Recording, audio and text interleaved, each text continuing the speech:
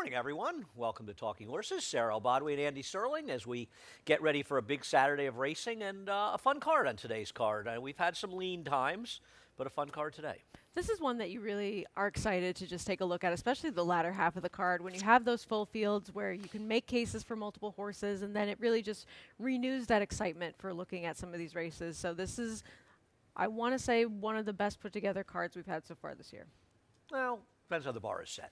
Anyway, I don't disagree. Colloquial yesterday, if you didn't see, a 106 buyer yesterday winning our 7th race. And while you don't expect to see those kind of performances, especially here in February, that was an unusually strong-looking maiden race. And it is far and away the fastest buyer figure that's been given to anybody in that crop. And, you know, whether or not he's a horse that ultimately goes long, and obviously when you have a horse that hadn't started in 8 months since his debut, you're always a little worried that there's some issues and stuff going forward. But, you know, sometimes with horses, there aren't that major issues that keep them out from 2 to 3. Something comes up that keeps them out for a little while, and they decide to give them time. So we'll see what the case is, but that's a very big figure, and he was extremely impressive. And you have to, you know, when you see those kind of numbers, you know, you knew the number, if you know anything about speed figures, was legit. I think I said in the show 104 or 105, given the times earlier in the day. I mean, he wins by 7, and the second horse is second by 12 lengths. So you know that was a fast race. Right, and I remember you saying on yesterday's show, if you take him out of that race, we'd be talking so much about that Morley horse because he beat the rest of the field by a city block. And so then it goes back to say, well, look how impressive the winner actually was, because that horse has some ability too. That was some performance, and we'll try to find out where he's going. But Colloquial for now is the talk of the town. We'll be covering Oakland and Tampa on today's show a little bit later today. And I thought the Sam Davis came up.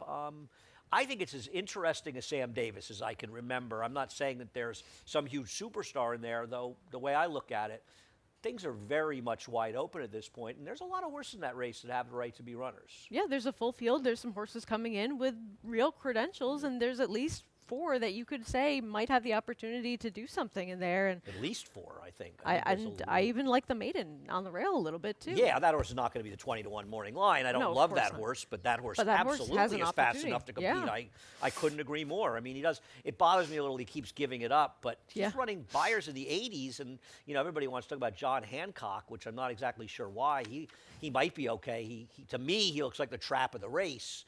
A good figure stretching out significantly, but obviously could be interesting. But we'll talk about our card and see if we have time at the end to talk a little more about other ones. You need to head over to Naira Bets. If you're not a member of Naira Bets, use the promo code BONUS200, and we will match up to $200 of your initial deposit. Check out Track Stats when you're over there as well. We have a money-back guarantee, I guess, $10 to win. Your horse runs second or third. It's the Sam Davis. All right, the Sam Davis. Check that out. Opt in over at Naira Bets for that. We've got a cross-country pick 5 as well. Sam Davis will be part of that. 1 race at Aqueduct, 2 at Oakland, and 2 at Tampa. Acacia's down at Tampa as well. Of course, Richie's at Oakland Park. And we'll be covering all that action from 3 to 6 today. 3 to 4 at FS2. 4 to 6 on FS1. The action will be fast and furious. Race number 1. You and I were just talking about it. Now, we'll show Forever to Go and Miss American Pie. And obviously, Forever to Go easily beat Miss American Pie. And Naive Melody, who's running in the 3rd race today, was the winner of this race. Like the rest of the public now, and obviously the odds are going to change when we get closer to post time, I thought Miss America Pie really looked like a horse that benefited from that race. It kind of dropped way out. And I thought did some real running at the end. I'm not knocking the race the 1A ran Forever to Go, and she is certainly the horse to beat off that effort. The interesting thing about Forever to Go is we've never seen her on a dry dirt track. Right, exactly. So we don't really know what she's going to do on there, but there's nothing to suggest that she won't be able to bring that speed over to a fast main track. And she's the one who's really shown speed so far of the horses that have run, although there are some interesting firsters.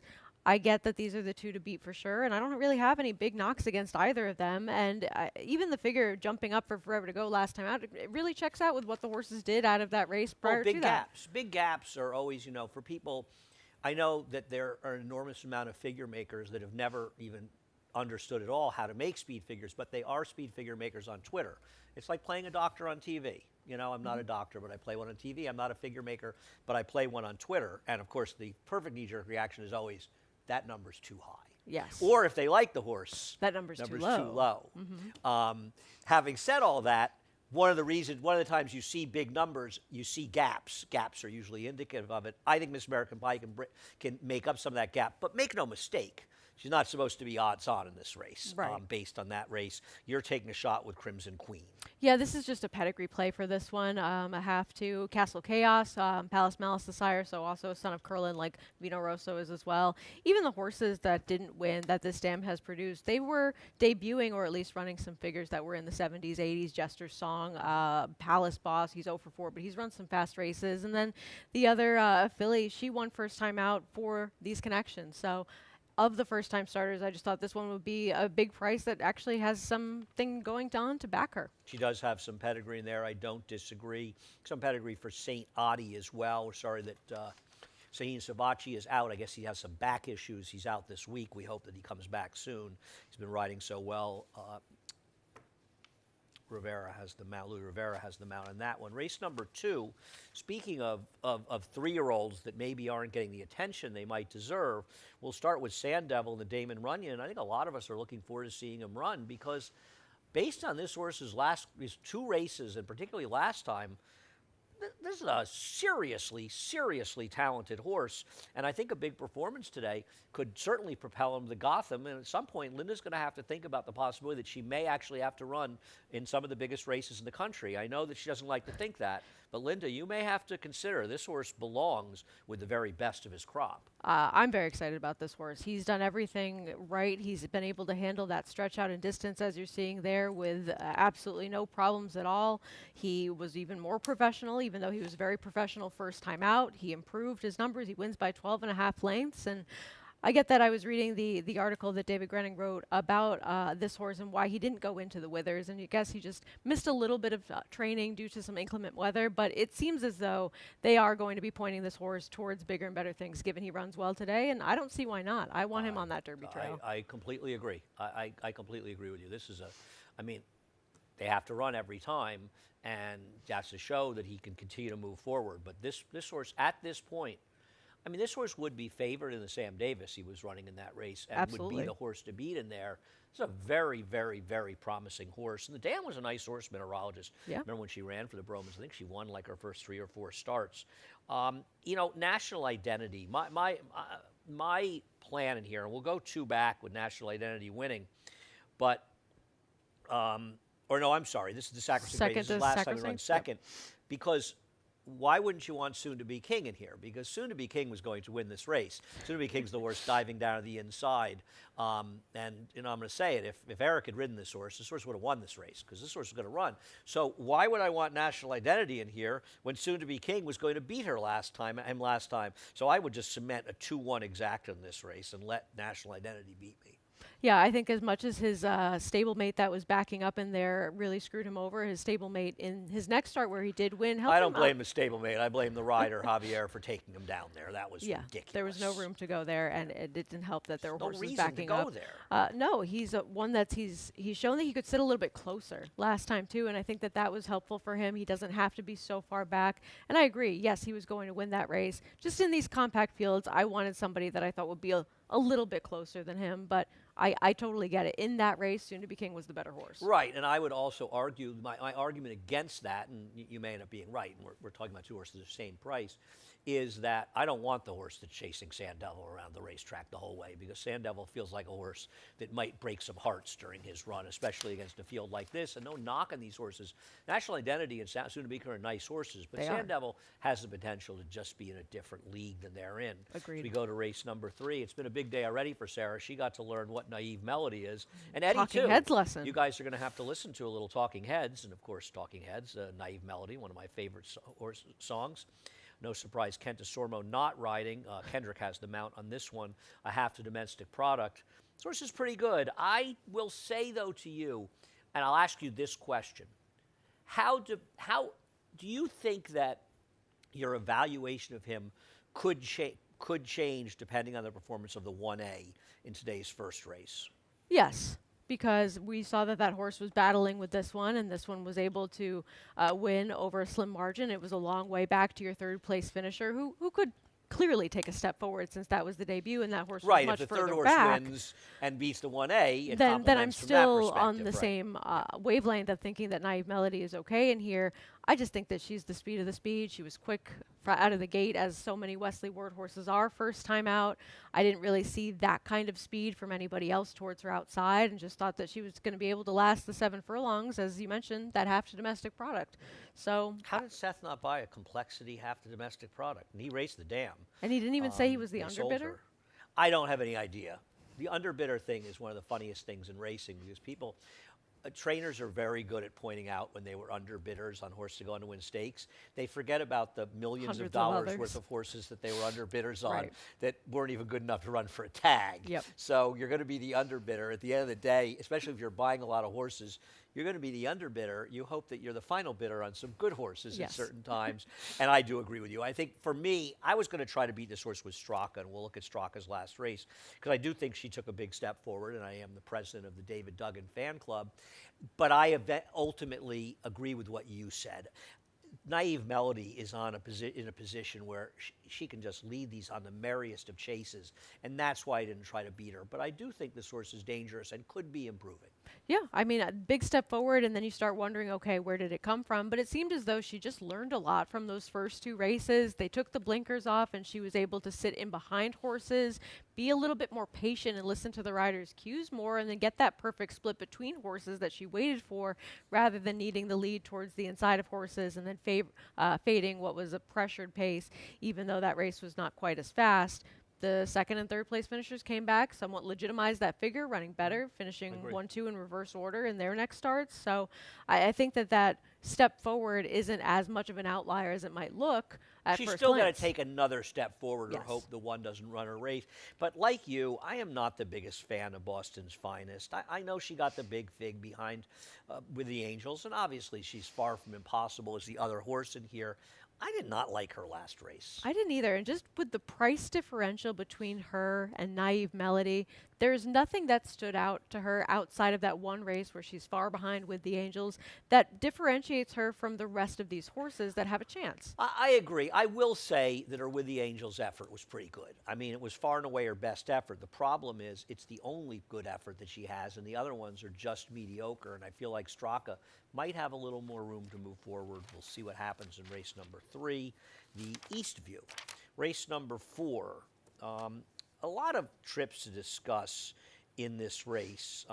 We'll start out in the beginning with the number 8, Kid Billy, and show you this horse getting left. And for my money, I don't always expect these horses to run back to it. The horse that ran really well in here is Kid Billy. Did have some trouble at the start, broke a little slow, was completely shut off. If you want to watch the head on, you're welcome to. Get shut off, and I thought the horse ran extremely well in there, whereas on the hill, got a good ride and a good trip, and ran well to be second, but got a much better ride than this horse did, or much better trip, I'm sorry.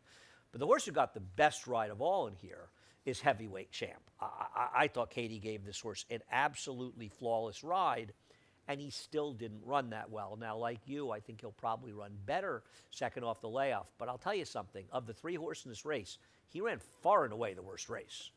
He did. However, at the same time, I think that there's going to be less pace in this race early on than there was last time out, where you had legitimately 5 of them stacked across the racetrack trying to establish some sort of early position. And Grey Wing was able to win this race, but behind him, the pace really started coming apart in the later stages, with all the horses that finished ahead of Heavyweight Champs rallying from further back.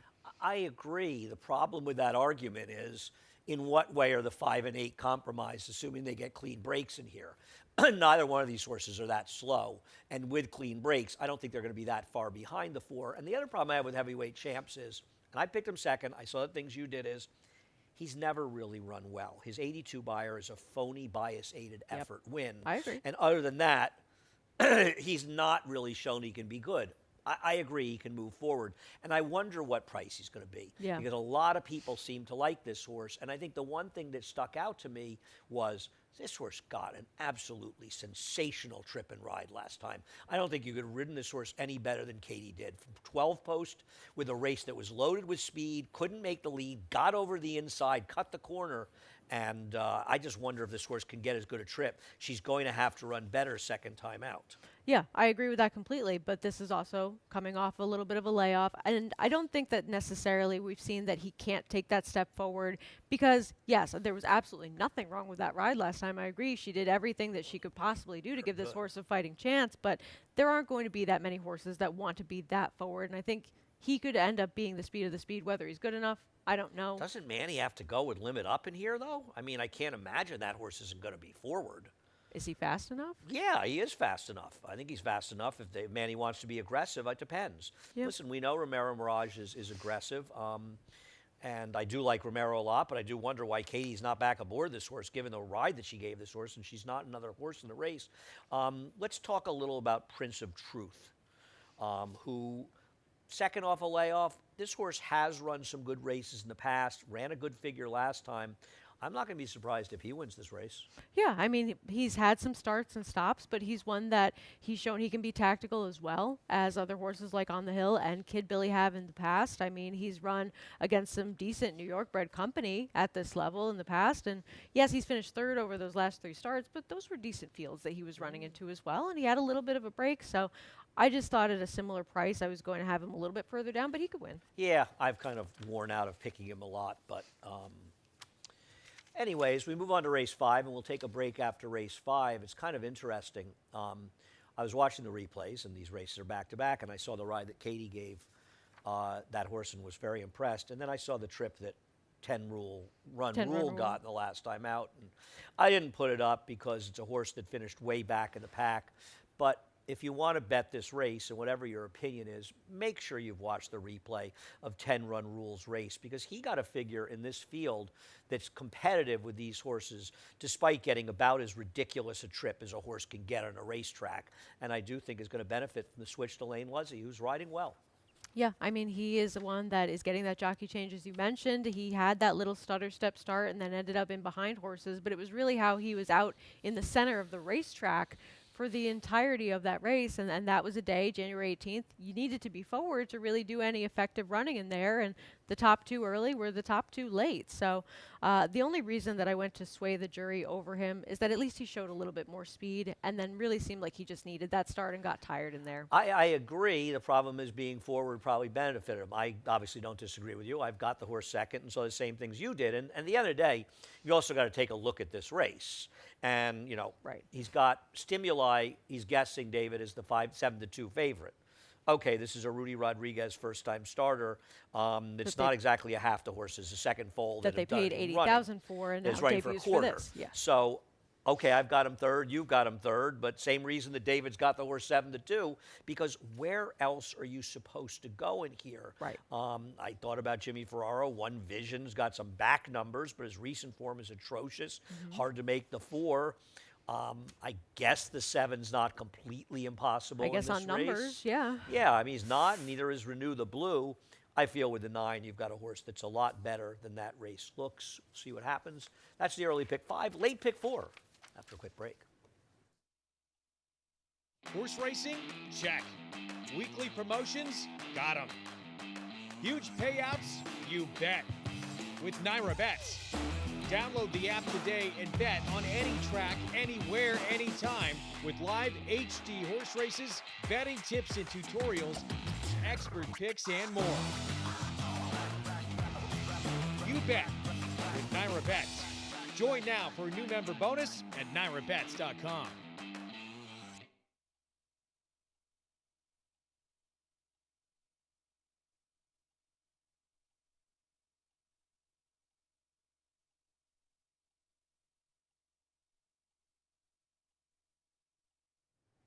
We're back. Sarah and Andy. Race number 6, a maiden special weight race. And let's start the conversation with the horse that we have a replay for, that you have second and I have on top. In Paul is a star. Savacci obviously not riding. Matty Oliver has the mount.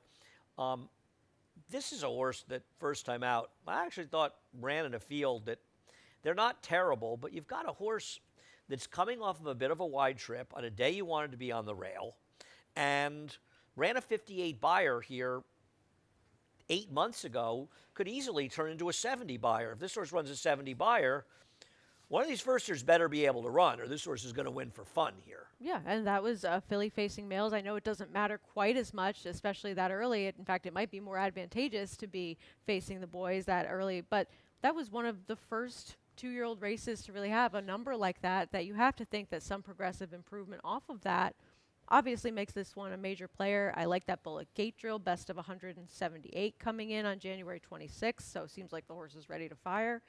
There's really not much that came out of that race, but there's not enough to suggest. Fifth horse improved 19 points out of the race, so there's not enough to suggest that those were a bunch of duds. No, I don't see any reason this horse didn't legitimately get the number in there. Tremendous B, your top choice as a first-time starter. Yeah, just that damn side precocity. There's 2 full siblings to this one. Both of them won first time out. Topsy with an 81 buyer in her first start. Last year's Hutchinson winner Beeline won first time out with a 91 buyer speed figure. Yesterday or the day before and ran third. Yep. So just seeing that this one really has that win early type of pedigree, and they keep going back to B Jersey and paying a lot for them. Well, he's going back to it because Charles Fipke owns the broodmare, and he owned B Jersey, and he's breeding to his stallion. So that's why. And listen, as you've pointed out, why not go back? Because the horses actually produce runners, so I'm not going to disagree with that. I'm going to use the Linda Rice second-time starters in both Sheer Will, who, you watch Sheer Will's race. I think this is a very, very interesting horse in here, and I considered going 5-2. We'll see what the prices are. But this horse got just completely shuffled out of the race, broke slowly, but then had trouble afterwards, taken out of the race, and did take a little money in what was a pretty good maiden field first time out. And you look at Delaware Devil and Magnum's Microburst, they're both coming out of the same race, but I feel like Delaware Devil's the one that had a little bit of the tougher trip. Both of them broke close to a length slow, whereas Magnum's Microburst saved some ground in there. Delaware Devil went around the field, and Linda Rice's horses can improve second time out, so I would use both of those Linda second-time horses as well. Yeah, I have them in the mix, and then I think just the one that we don't really have in there that I don't like at all, and I assume you don't either, she's complicated towards the outside. I'm not going to be shocked if she runs okay, but I mean, the reason that obviously, as Sarah's alluding to, is that this horse was on the rail. And yes, she was taken up, but that wasn't that significant. It wasn't that significant. And she was running on the rail the whole way, and the rail was way the worst place to be on December 27th. So I agree, this horse is a little dressed up, but she is a second-time starter. Yeah. I scratched into her for fourth with somebody coming out here. Yeah. Anybody else we need to talk about? I think that's it. I had a little interest in some of the horses that scratched, but they're not here, so we don't need to talk about them. No, we don't. We'll get a chance eventually. Race number 7. This is an interesting race. I want to start the conversation with La Banquera, a horse that neither one of us has in there anywhere in his 8-5 in the morning line. This is a horse that took advantage of a huge bias last time. The thing about this horse is that she has 2 exceptional efforts that would make her extremely tough in here. The problem is then she's got 3 races that are terrible. And to me, she runs like a horse that needs to be on the lead. And sometimes those are horses that have breathing issues. And in this race, they can send her, but Easy Play ain't slow. And the horse on the outside, Ariana Rye, she's got to be on top of her as well. So I think she rates to face a much tougher pace scenario. And while the bias helped her last time, she's still capable of running figures in the mid-70s, which are good enough to win here. I question more than the bias last time whether or not she's going to be able to get the comfortable trip she needs dominating up front. Well, and I have those same questions, but this is also a much tougher field, too. So not only is she up against it from a dynamic standpoint, these are better horses by far than what she faced last time. But her 77 in her debut and her 90 last time, even if you take 10 points off for the bias, she's still probably going to win with those kind of efforts. I just think it's probably not a dynamic that rates to be as favorable for her unless they're really able to send her hard from the gate and somehow she gets clear, which I suppose could happen. The obvious horse in here, and I kind of wonder if she's going to be favored by post time. I thought about that too. It's a tricky one for David because these horses, these big figs, have gotten bet off those races. But Ariana Rye, I mean, Stevie Wonder saw this trip last time out. This horse, we'll show the race last time out. In fact, we'll show the last half mile. This horse was massively, massively unlucky in here and really ran just a huge race. So they took her off the pace but gets shuffled back to absolutely last here and comes around. I mean, you could say, well, the horse who won made the wider, premature move, and the race ultimately collapsed. Still, this horse ran extremely well in here. Well, and also her 2 wins prior to the second place finish in here that she ultimately ends up getting, they were gate to wire and she was on the lead. So this was some sort of brand new, never before seen effective change in her running style when she had things really not go her way to have that move to progress towards the inside. We'd never really see her pass horses with any real meaning to try to do any damage and run a fast number prior to that. Well, she's also never been in a dirt race where she had to pass horses. But I think with Sophia riding her back and drawing the outside post, she's going to be right on top of this pace. Yeah. I mean, she didn't go there by design. No, She that got was kinda not a plan. Unlucky to get there. But still, I mean, just to see that she could do it, that's a huge feather in her cap, though I agree she should be forward in here. She is a major, major player in this race. No doubt about it. I think, though, that in looking up Walk With Me, she's a horse that has had some massive excuses. I think her Maddie May, she actually ran fairly well in that race. Then she came back on April 7th, a day you wanted to be inside. She was hurt by a good rail. And then she comes back in May. She's chasing in there. Something seemed to have gone wrong in that race. And I think she's very interesting coming back in here off the layoff. And to me, I agree with you on the 9. I thought I was going to pick her, but I thought every wise guy in the planet's going to be on her. She's not going to be that big a price. And I thought Walk With Me is one that's shown some ability and been unlucky in some of her starts. And maybe today she's the alternative to get. We'll see. Yeah, I have her second. I like that she's shown too. She did take that progressive improvement, that step forward from 2 to 3. So it's likely she'll be able to do it from 3 to 4. The horse I thought was a little bit interesting. I know we always want Carol T to get something, but the reality with Carol T is she always needs help up front, but she is better going the 6 furlongs than a mile. So I think the cutback helps her in here. I thought Peony is a little bit interesting. I mean, she did run a 66 buyer back in April, and she had a good trip that day, but she wasn't totally with the trap, but a good trip. And then she comes back, they run her on the turf, and then last time out, she ends up chasing a contentious pace in a very, very tough race. And this is not as tough a race. I thought Peony was kind of a little interesting to get a piece of this at a big price. Yeah, I agree that she comes out of a tough race. She wasn't for me in here, but she has credentials, so I totally see what you're saying. You look at that race, you think if she could build on that race, she could get her numbers into the 70s and be good enough, and I could give her an excuse for last effort. And if you don't like La Banquera, it gives you the opportunity to use some other horses, presuming you end up being right about the race. But I agree with you there, and I think Ariana Grande is the horse to beat in here. I think the nicest thing about the upcoming 8th race is that there wasn't a single scratch in this race. This is a great field. This is, I mean, I could have picked 6 horses, 7 horses in this race. Yep.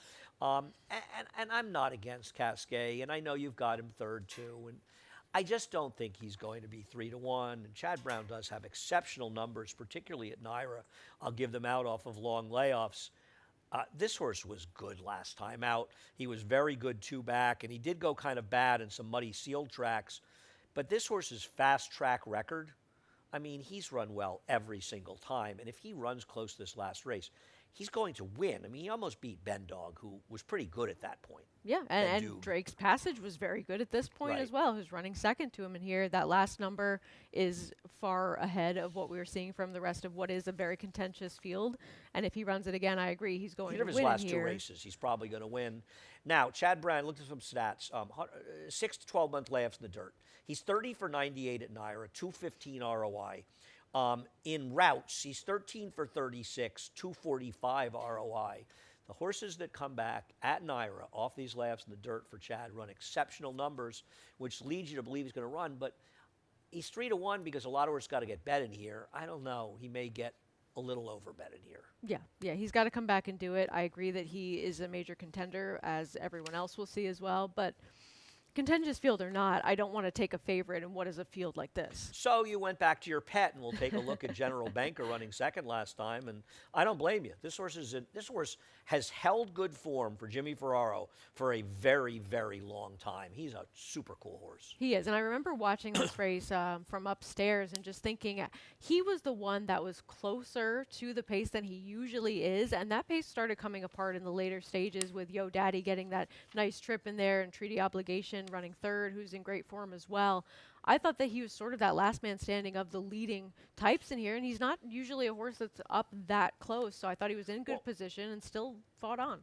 Yeah, I mean, Treaty Obligation wasn't that far out of it, and I don't think that Yo Daddy was that far out of it. They were within a couple lengths of each other, so I'm not sure how much I agree with that, but he just runs well every time. He doesn't need to be that far back.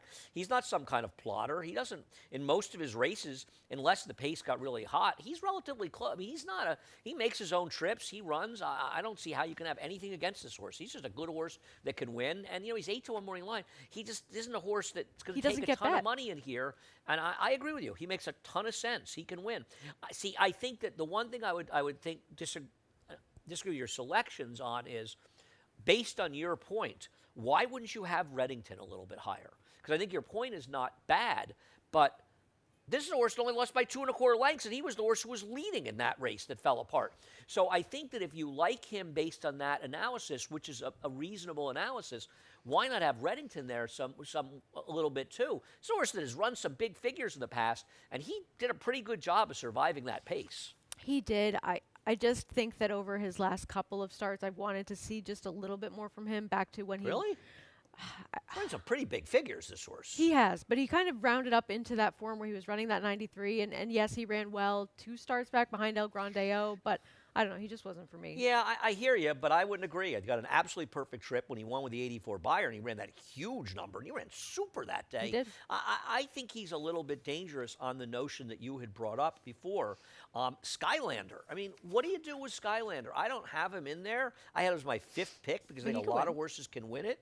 But this horse is in absolutely raging form, and he doesn't need a sloppy track. He ran a huge figure 2 back for Rick. Yeah, and he's been able to really adapt to whatever was happening in those 2 races where he's run those 290 Buyers. He was a little bit closer when he was going that mile. He was a little bit further when the dynamics stood that way for the 7 furlongs, and either of those last 2 races put him in the mix as well. But is he really, if he's going to be 5-1, do I want a horse who's just popped up with those numbers and is improving at this time versus some that have held that form for longer? Maybe. I don't know. I don't know. This is a very, very either hard way. race.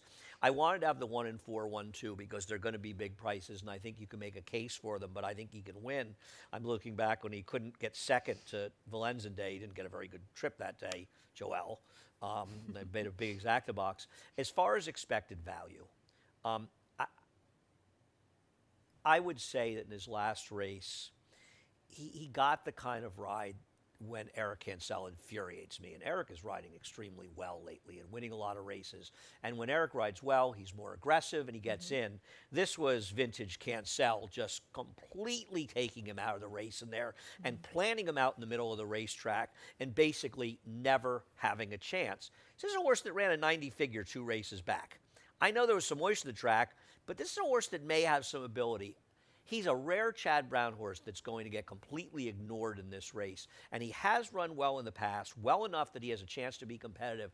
And I thought he got an absolutely ridiculous trip last time out. Yeah, I think that the ride last time is not what I expect to see this time. No, I would think, I'm not saying he's a horse that's necessarily forward, but you can't just rip him out of the race and then go out in the middle of the racetrack and expect good things to happen. Listen, I gave a long look to Wyco. The problem with Wyco is that his best races are 2 years ago. Yep. And I don't love his recent form, especially versus a race like this. But the horse Vanishing that beat him 2 back, that horse looks like he's going to be I know he's Jacobson, so you know he's going to turn into a pumpkin again at some point. But for now. But his form, he ran a huge race down. Did he run a 103? Yeah. Yeah, he's in raging form. And listen, you've got Treaty Obligation 4th. He can certainly win this race. Absolutely. And now, yes, he is drawn towards the outside, but I don't think that'll hurt him by any means because he'll be able to see what's going on to the inside of him, and he can be a tactical type as well. And I just tried for my top 2 to go to horses that I thought would get a little bit lost in the shuffle, but you could make a strong case for so many within this race. Well, you didn't talk about Classic Legacy. I'm not sure I should let you because I can't figure out how you could possibly like him, but go ahead.